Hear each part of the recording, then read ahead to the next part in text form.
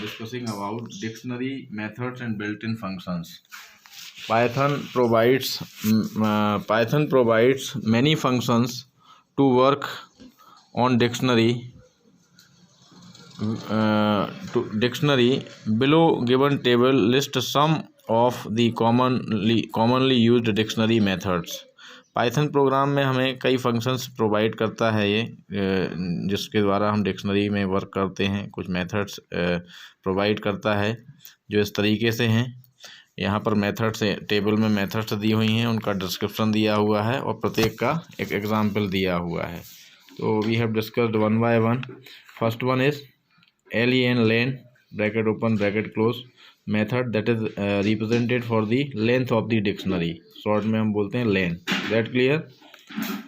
Return the length और number of key value pair of the dictionary passed as the argument.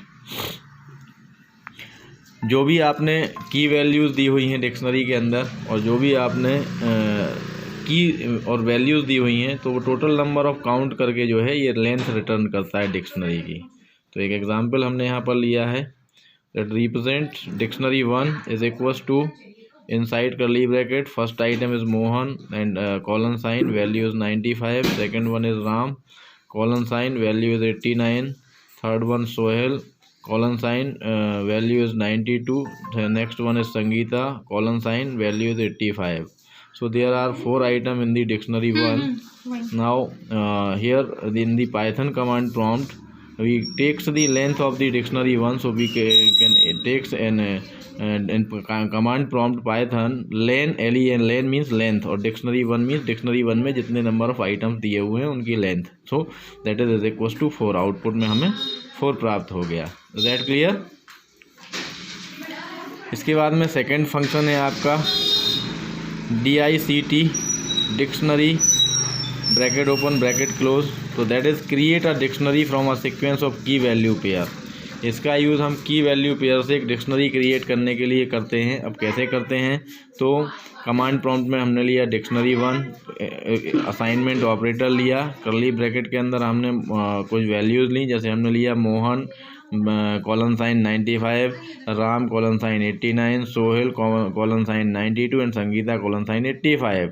तो ये सभी pairs के form में है ना, प्रत्येक की जो है उसकी वैल्यू के साथ पेयर के फॉर्म में है। तो हम यहाँ कमांड प्रॉम्प्ट में लिखेंगे पेयर 1।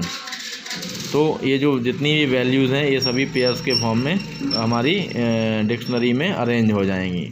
तो यहाँ पर जो दिया है Mohan colon sign 95, Ram colon sign 89, Sohel colon sign 92 and Sangeeta 85। Dictionary 1 is equals to dictionary pair 1।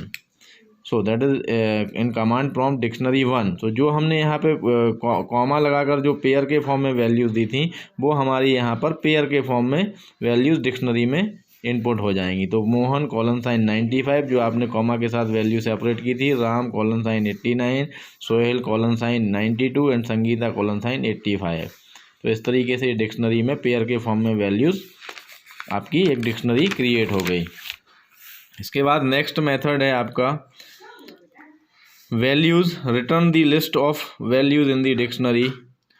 इसको एक एग्जांपल से समझेंगे हम। डिक्शनरी 1 कमांड प्रॉम्प्ट में हमने वैल्यूज़ दी, Mohan colon sign 95, Ram colon sign 89, Sohel colon sign 92 and Sangeeta colon sign 85। अब इसके लिए हम जो वैल्यूज़ हमें प्रिंट करना है, केवल वैल्यूज़ प्रिंट करना है, कीज़ नहीं प्रिंट करना है। तो हम यहाँ पर लेंगे कमांड प्रॉम्प्ट में dictionary 1 dot values bracket open bracket close. तो जो भी वैल्यूज़ हैं की के साथ वो वैल्यूज़ आपकी यहाँ पर प्रिंट हो जाएंगी। तो डिक्शनरी 1 वैल्यूज़ 95, 89, 92, 85 जो भी वैल्यूज़ थी की के साथ वो वैल्यूज़ आपकी यहाँ पर प्रिंट हो जाएंगी। देन नेक्स्ट मेथड है items bracket open bracket close. It is used for returning a list of tuples और की पेयर वैल्यूज़। इसका उपयोग हम की पेयर वैल्यूज़ को, की और उसकी जो वैल्यू है उसको पेयर के फॉर्म में रिटर्न करने के लिए यूज़ करते हैं। ठीक है। तो हम एग्जाम्पल में समझते हैं। हमने एक डिक्शनरी लिया जिसमें कुछ हमारे आइटम्स और जिसमें की और वैल्यूज सेपरेटेड हैं कॉलन साइन से। Mohan colon sign 95, Ram colon sign 89, Sohel colon sign 92 and Sangeeta colon sign 85। अब हमें इसको की पेयर के फॉर्म में अरेंज करना है, मीन्स कॉलन साइन हटा के उसकी की और कॉमा और उसकी वैल्यू। तो हमने यहाँ पर कमांड प्रॉम्प्ट में दिया, मेथड लगाया dictionary one dot item open bracket close. तो डिक्शनरी वन आइटम ये जो प्रिंट करेगा जितनी भी जो वैल्यूज़ आपकी डिक्शनरी वन में थी उनको पेयर के फॉर्म में पेयर प्रिंट कर देगा। तो कॉलन साइन हट जाएगा, मोहन 1 उसकी जो वैल्यू थी कॉमा लगाकर 95। देन सेकंड जो आइटम था हमारा राम, कॉलन साइन हट जाएगा, कॉमा लगाकर 89। तो ये जो वैल्यूज़ हैं ये हमारी जो चारों वैल्यूज़ थी हमारी ये पेयर के फॉर्म में यहाँ पर प्रिंट कर देगा। That clear. Then next method is get bracket open bracket close. So return the value of corresponding to the key passed as the argument. If the key is not present in the dictionary it will return none. ये जो gate function हम use करते हैं ये particular की value को print करने के लिए हम गेट फंक्शन लगाते हैं। जैसे हमारे पास एक एग्जांपल से समझते हैं। हम यहाँ पर डिक्शनरी वन में हमने यहाँ पर 4 आइटम लिए हुए हैं। आइटम वन में आपने की दिया हुआ है मोहन, कॉलन साइन के साथ वैल्यू सेपरेट किया हुआ है 95। आइटम टू में आपने की दिया हुआ है राम एंड कॉलन साइन के साथ वैल्यू सेपरेट किया हुआ है 89।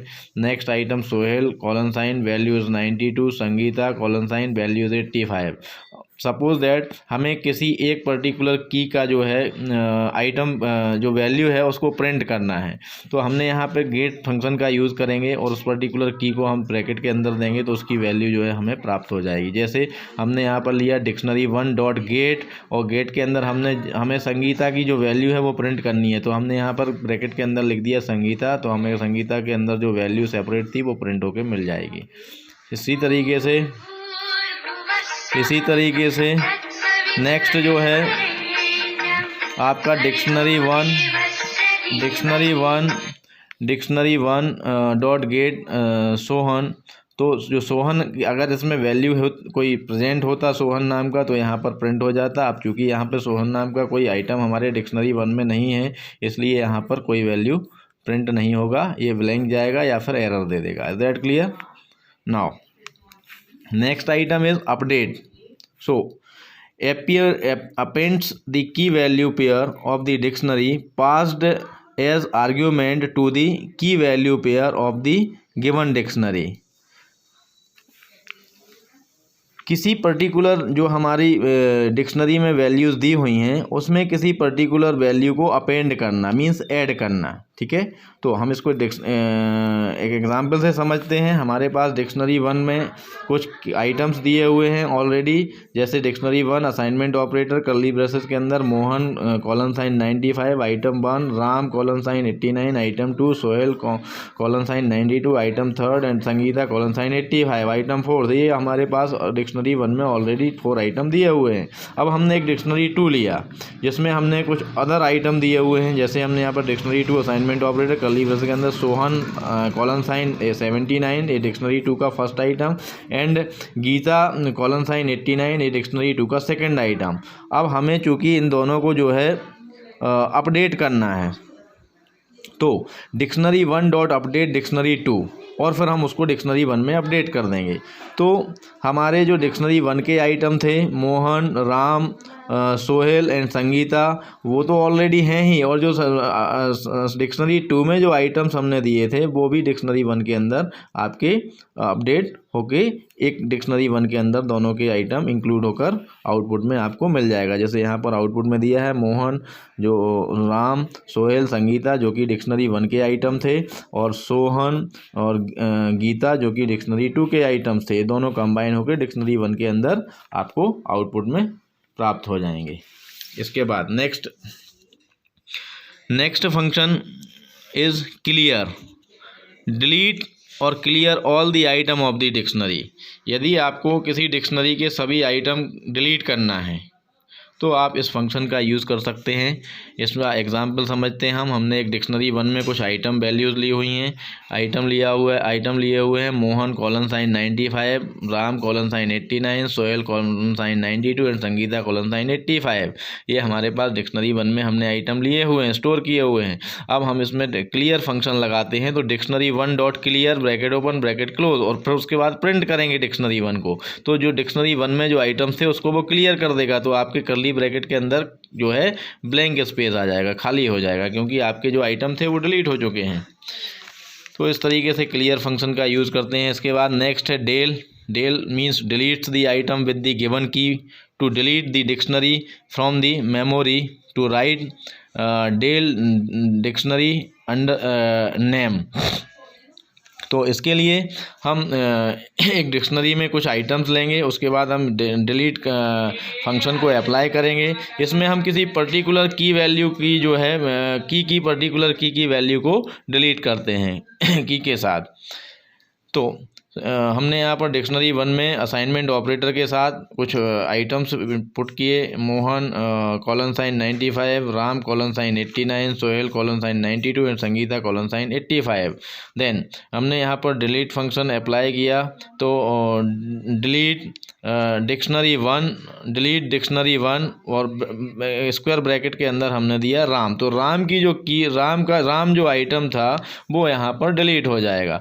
जैसे ही आपने यहाँ पे अप्लाई किया फंक्शन, उसके बाद आप डिक्शनरी 1 को अगेन प्रिंट करेंगे। तो कमांड प्रॉम्प्ट में डिक्शनरी 1 दिया, तो जो हमारा डिक्शनरी 1 में जो 4 आइटम थे उसमें से राम नाम का जो आइटम था वो डिलीट हो चुका है। तो मोहन कॉलन साइन रिमेंस जो आइटम बचेंगे वो Mohan colon sign 95, Sohel colon sign 92 and Sangeeta colon sign 89। Is that clear? अब इसके बाद डिक्शनरी 1 में अगर आप कोई अनडिफाइंड आइटम देते हैं डिलीट करने के लिए, तो फिर वो एरर दे देगा। जैसे कि आपने यहाँ पर मोहन, राम, सोहेल और संगीता है, और आपने दे दिया गीता डिलीट करने के लिए, तो यहाँ गीता तो इसमें है नहीं, तो यहाँ पर क्या दे देगा? एरर दे देगा। इज दैट क्लियर बेटा? तो आज क्लास में इतना ही कवर करेंगे, इसके आगे नेक्स्ट क्लास में कंटिन्यू करेंगे। ओके।